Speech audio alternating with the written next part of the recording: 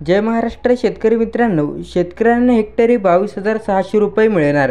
तर मित्रांनो, आपण ही संपूर्ण बातमी जाणून घेणार आहोत। नमस्कार शेतकरी मित्रांनो, नुकसान भरपाई आलेली आहे आणि प्रत्येक शेतकऱ्याला आता 22,000 रुपये 300 रुपये मिळणार आहेत। महाराष्ट्र शासनाचा यासुद्धा 15 जिल्हे पात्र आहेत। तर मित्रांनो, अवकाळी पावसामुळे शेतकऱ्यांना खूप नुकसान झालेले आहे। त्यामुळे शेतकऱ्यांना नुकसान भरपाई सरकारने जायगी यासाठी सरकारने शासन निर्णय सुद्धा जाहीर करण्यात आले आहे आणि काही सुद्धा मंजूर करण्यात आलेल्या राज्यातील 15 जिल्हे आपले मंजूर करण्यात आलेले आहेत। याच्यामध्ये शेतकऱ्यांना नुकसान भरपाई मिळणार आहे आणि ते सुद्धा डीबीटीच्या माध्यमातून मिळणार आहे, म्हणजे स्टेट बँक ऑफ खात्याचे नुकसान होईल, शेतकऱ्यांचे जबाब होणार आहेत। अतिवृष्टी आणि नुकसान भरपाईमुळे शेतकऱ्यांचे नुकसान तर झाले, त्यामुळे शेतकऱ्यांना कोणत्याही पिकाच्या शेतातून काढता आले नाही। त्यामुळे राज्य सरकारने हा निर्णय घेण्यात आले की या शेतकऱ्यांना नुकसान भरपाई मिळाली पाहिजे।